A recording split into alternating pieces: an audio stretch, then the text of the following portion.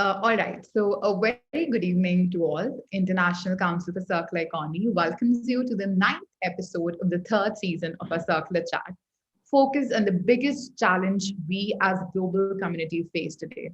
Yes, I'm talking about climate change.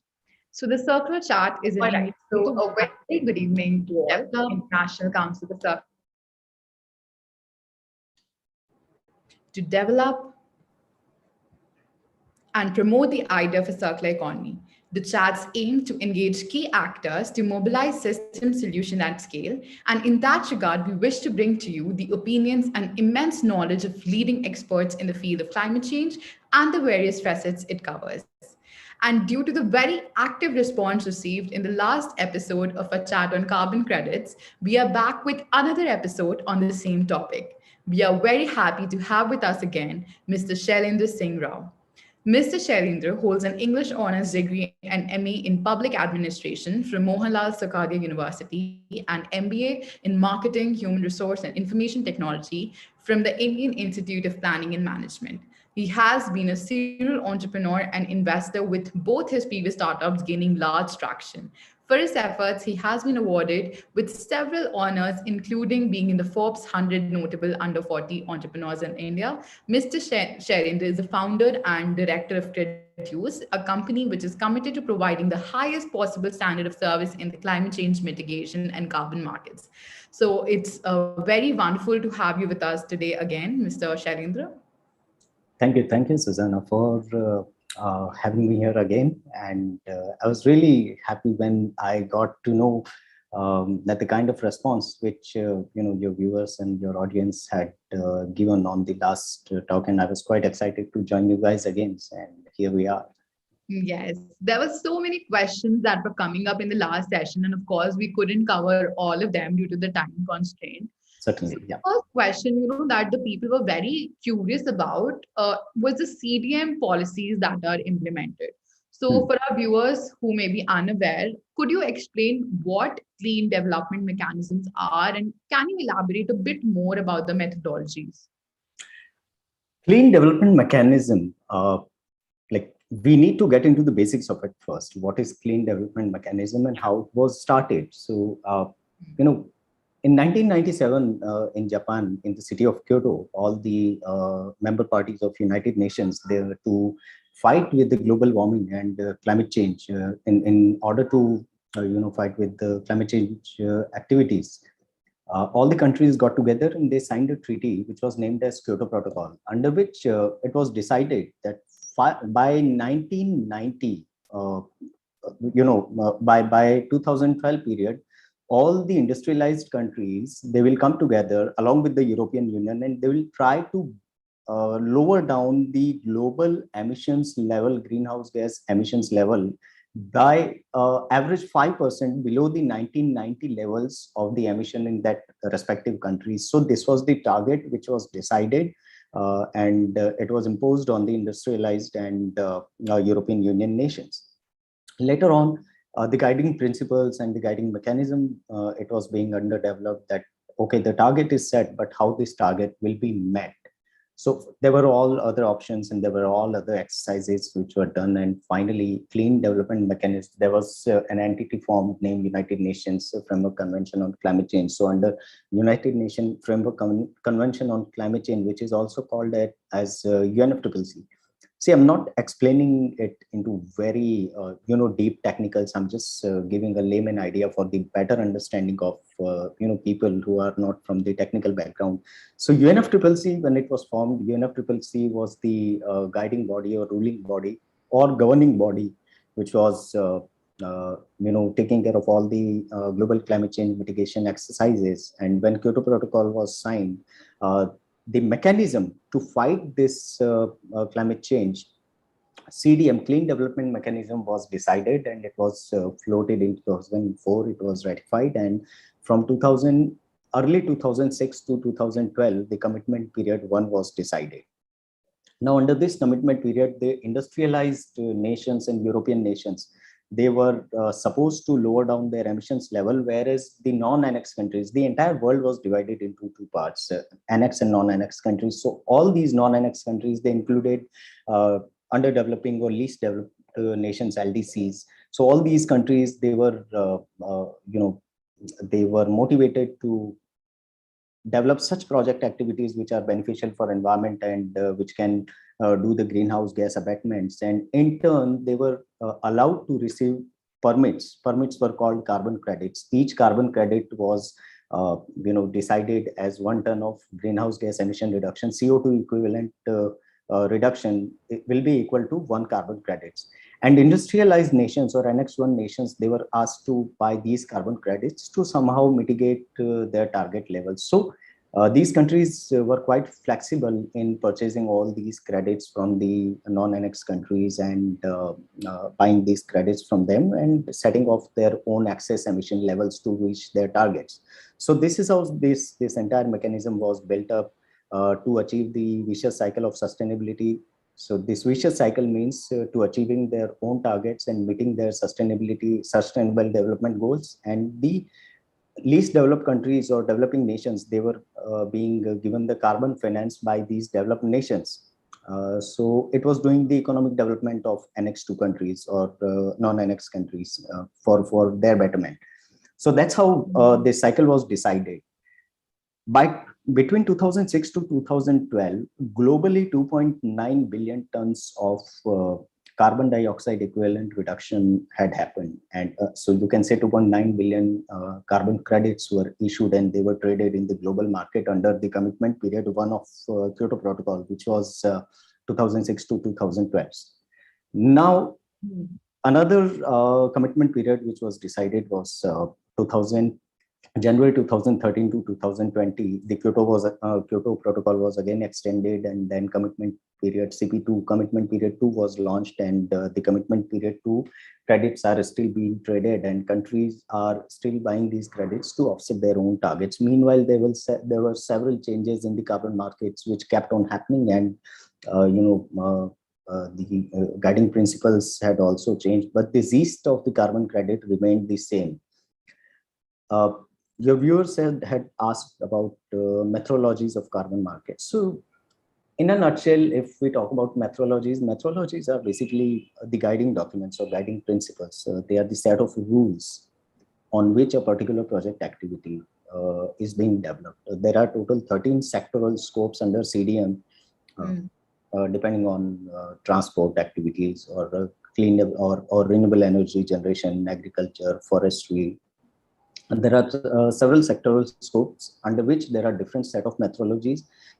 These methodologies are basically a set of reference tools on which a CDM project is developed based on the formulas which are mentioned in the methodologies. And according to these principles and formulas, the project is registered, validated, and the credits are issued. So to sum it up, methodologies are basically the set of rules and principles based on which a particular project activity will be developed. So that's about a brief about CDM. Right. You very briefly, I think, covered all aspects of it. So I think it became very relevant and knowledgeable for our audience as well. So thank you, Shailendra, for that. Moving on, again, many people, seem to be very interested in the voluntary emissions reduction, or as we call it, VER type of carbon credit, but they don't know where to actually start. So can you perhaps give a rundown of the prerequisites needed and the process to follow to take part in this market?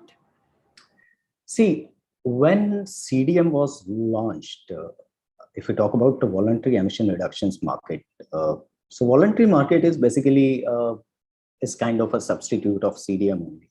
But this market was incepted in early 2009, 2010, and first prominent registry which came as voluntary credit registration and issuance entity was VCS, Voluntary Carbon Standard, which came as a first voluntary body to issue carbon credits on a global level. There were some other American carbon reserves there. CCX Chicago Climate Exchange was there. So there were a couple of small-time regional voluntary markets were also there.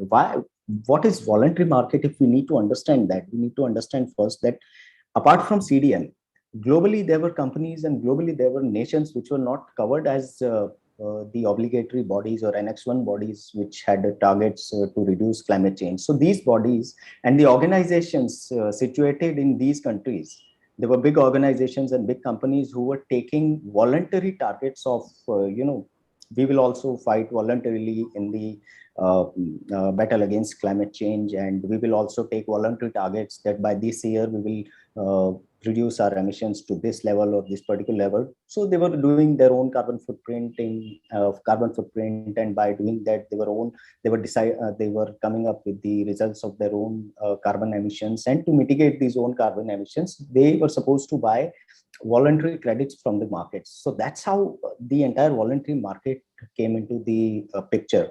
And gradually, the voluntary carbon market evolved so big that today more than a considerable amount, more than 50-60% of the credits globally are coming from the voluntary carbon markets. And there are prominent registries available in the market. Voluntary Carbon Standard, which is managed by Vera, which is the most prominent registry. American Carbon ACR is also there. There are a couple of new registries which have come in the picture. Global Carbon Council, GCC, which is a very, very newly launched registry. And then again, there is one more very prominent and big registry which has come up from India. It is an Indian registry which is called as Universal Carbon Registry. UCR is also there, which is doing really good presently. So all these voluntary carbon registries, they are registering, they are accepting the projects and developing the projects on the similar lines and similar methodologies of as set by United Nations under CDM. They are registering the projects under the similar sectoral scopes, but every registry has their own set of rules and set of criteria and eligibility criteria for registering a particular project activity.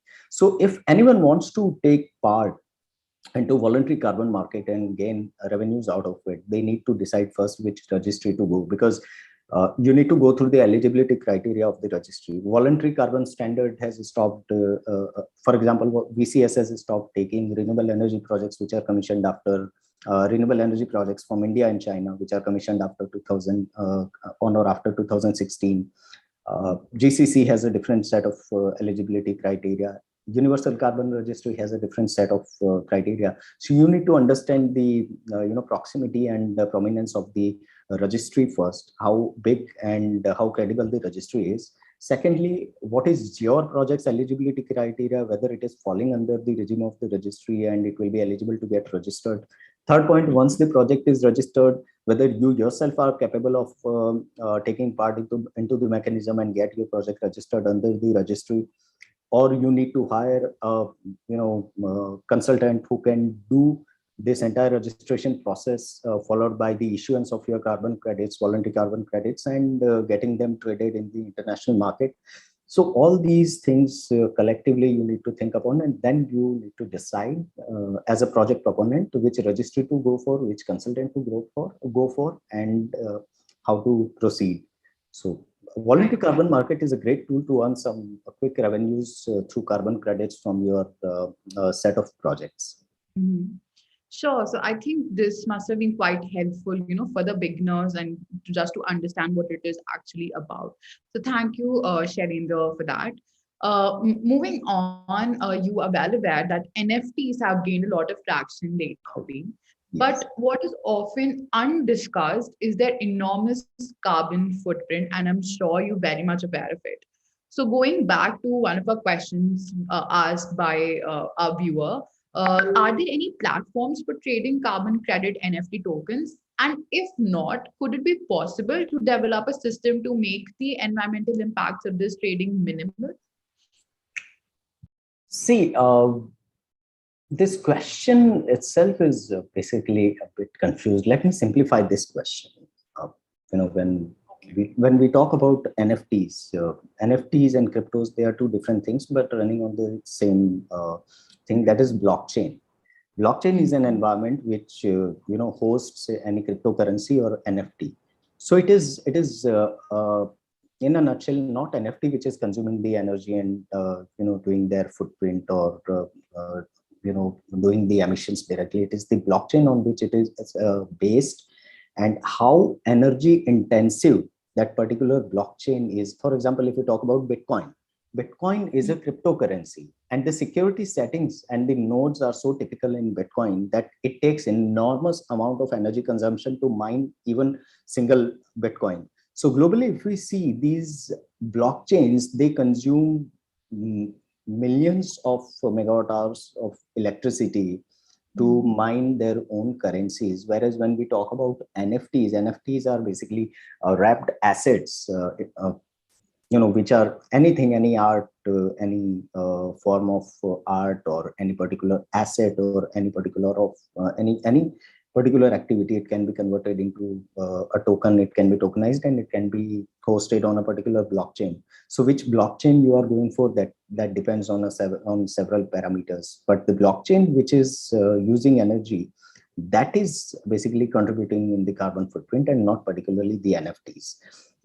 That is one thing. Second thing, carbon credit NFT. Now, carbon credit NFT, if you talk about, carbon credit is a virtual commodity, which is an asset, virtual asset. Now, as I said, art, music, or any sort of collectibles, so everything can be converted into an NFT, and it can be hosted on a blockchain. Similarly, carbon credits are virtual assets which can be wrapped as an NFT and can be hosted on a particular blockchain, and it can be listed on a particular trading platform. So there are several carbon credit NFT conversion has recently come into the picture, and various companies globally are now procuring carbon credits from the market, and they are converting these credits into the NFTs, and ultimately these NFTs are traded on the platforms. Now, carbon NFTs can be bought for two purposes, either for the investment purpose, or to buy them, hold them, and burn them to mitigate your own footprint. So either you can trade these NFTs, or you can buy them for your own consumption. So it depends on for what purpose you are buying these carbon NFTs. So far, if we talk about carbon NFTs, there is UPCO2 token is there, Universal Carbon Token. MOS CO2 is there. There are a couple of more, which I'll give you the list. So there are a couple of tokens which are doing pretty well. Base Carbon Ton is one of their this renowned token. Klima is there. So there are a couple of more tokens which are getting traded in millions in the market. So carbon credit NFTs are not necessarily the energy intensive or polluting assets. It is the blockchain on which it is hosted, how energy intensive that particular blockchain is, that is causing the greenhouse gas emissions against their own energy consumption. All right. Thank you, Shailendra. I think that answers the question pretty well. Moving on, I think there is one case study that we would, like you to share with us. So we are well aware that tribal nations are working to explore income opportunities generated by sustainable management of their natural resources, so that they can become leaders in the carbon credit field. So based on this, can you share a case study with the viewers to understand this better? See, if we talk about tribal nations which are exploring income opportunities, there are many examples in many of the countries. Papua New Guinea is there, Cambodia, Vietnam is there. How tribal nations are taking benefits out of the carbon credits, or the available carbon market mechanisms. So there are several ways how these tribal countries can take benefit out of it. So mostly and most prominent of these are farming, ranching, long-term carbon sequestration. Majority of carbon credits revenue which these countries are, they are creating the local groups and then developing forestry projects and claiming carbon credits through long-term carbon sequestration projects. There are also, there are some countries which are helping in conversion of, they are stopping the conversion of grass lands into the crop lands, crop growing lands. So by doing these, they are, saving the greenhouse gases. They are keeping the greenhouse gases trapped under the soil, and they're not letting it come out in the air. So these kind of activities are there. It depends what set of activities. Like for Cambodia and Papua New Guinea, these countries, they are one of the least developed, and but still they are the prominent countries which are actually developing the rainforests, and they are claiming carbon credit, forestry based carbon credits out of these rainforests and trading it globally and earning handsome revenues out of it.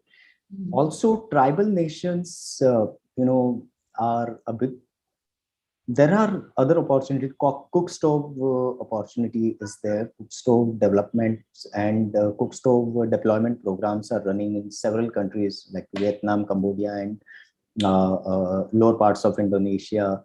So these cook stove programs, cook stove distribution and deployment programs, one cook stove uh, saves about 2 to 3 tons of carbon emission to happen in the environment. So each cook stove can contribute in generation of about 2 to 3 carbon credits. So big scale, massive scale cook stove deployment and distribution programs are running in these tribal nations because they have less connect with the mainstream world, and they are still not connected with the other means of energies.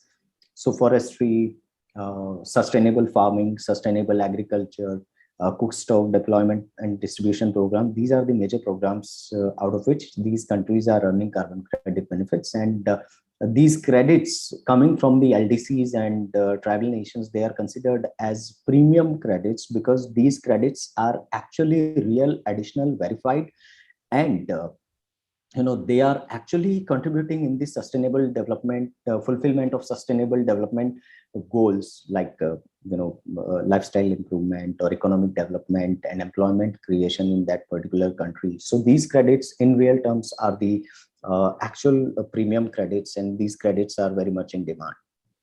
Right. So we see that there are actually many opportunities for these tribal nations. So thank you, Shailendra, for those interesting facts. Another question that arises is that, carbon credit market, of course, has seen some pie in the sky projections offered by private project developers. So does every carbon project provide this kind of revenue that the projections show to receive, or is the scenario a little different? See, when we say pie in sky revenue projections, it depends on the size and type of the project activity, what kind of project activity it is. For example, Mhm. if we talk about hydropower, hydropower project activities are basically the highest power generation. They have the highest power generation potential.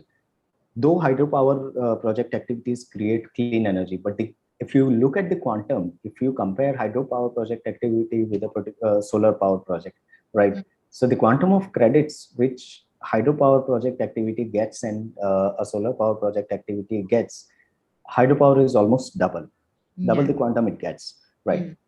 So double the quantum it gets, double the energy it generates. So bigger the numbers of carbon credits the project activity will get, and by the virtue of that fact, they will earn more in terms of carbon credits revenue. So whenever any project activity is being launched, now it depends on your party or your consultant whom you have hired, what is the set of buyers they have who will be buying your carbon credits. So projections, whenever you're doing your projections, they should be realistic based on the market trends, and they should not be so much fancy and so much uh, very I would say unrealistic, that they will make your revenue projections go so high that it will become actually difficult to actually achieve that price. Because now every project owner wishes to get carbon credit, every project owner wishes to earn from the carbon credit. So you'll have to take care of the demand and supply trends in the market. You need to take these things into consideration while doing your projections. Also, if you have some large project activity and you will get some large quantum of carbon credits, does not it might show you bigger returns on your books into your projections, does not necessarily mean that all your credits will be traded 100% and all your credits will be converted into monetary terms 100%. Now, if your consultant and your trader is well connected, well reached, and well prominent, they can make it actually happen. But now we are sitting in a world where every company wants to earn from the carbon credit, and every second guy wants to become a carbon credit consultant in the market. So it becomes really tough to rely on which party to trust on and which party to choose from. So you must not actually go by what is being shown in the projection, but Hmm. you should actually go by what is the actual market potential and what is your generation potential and how much you can actually trade. So Sure. if you keep these things in mind, you can earn from it. Yes, because I see that it actually depends on multiple factors here. So thank you, Shailendra, for answering that. Finally, one last question that I have is that for carbon market, it is often said that it can perform if it is done in an informed way with realistic expectations and the right partners. So is the carbon credit market still worth exploring despite all these things that are there? See, carbon credit markets, it has a way to go. That is what, being one of the prominent consultant at CREDUCE, I would say that Mhm. carbon credits is a future. It's a future commodity and it's a currency for future, because every industry or every industrial practice will in future, it will be evaluated on the basis of how sustainable and how environment friendly your business practices are. So today, if we are valued, our company valuation is being done at certain, by looking at certain parameters. In future, carbon emissions and sustainability practice will be one more parameters to be added while considering the valuation of any company. So, uh, like in today's environment, if we see carbon emissions market and carbon credits have a way to go. Various research houses, various financial magazines and financial literature companies, they have come out with their researches that by 2030 or 2050, carbon credits market are poised to grow 10 folds or 20 folds, right? And the carbon credit prices can increase up to 50 US dollars per ton by 2030. So that is the kind of growth potential carbon credits has. And Exactly. when we talk about choice of right partners, yes, it always matters whenever you are developing a carbon credit project. Which who is your consultant? What is their credential? What is the kind of connect they have in the domestic and international market? What is their trading potential? You need to understand. You need to take all these things into the consideration, and basis this you can take decision and then go ahead with your project activity with your right choice of partner. Right, right. Right. So thank you so much, Shailendra, for answering these questions and for taking us through this. I think it was very important to conduct this another session because we had a lot of questions to follow up. And now I hope our viewers have their questions answered. So thank you so much, Shailendra, for your time. I would also like to thank the audience for joining us in a live session today. We will be back at the same time next week. And if you do not want to miss out on any updates or future conversations, do follow our social media pages and subscribe to our YouTube channel. Once again, thank you so much and see you next week at the Circular Thank you. Chat. Thank you.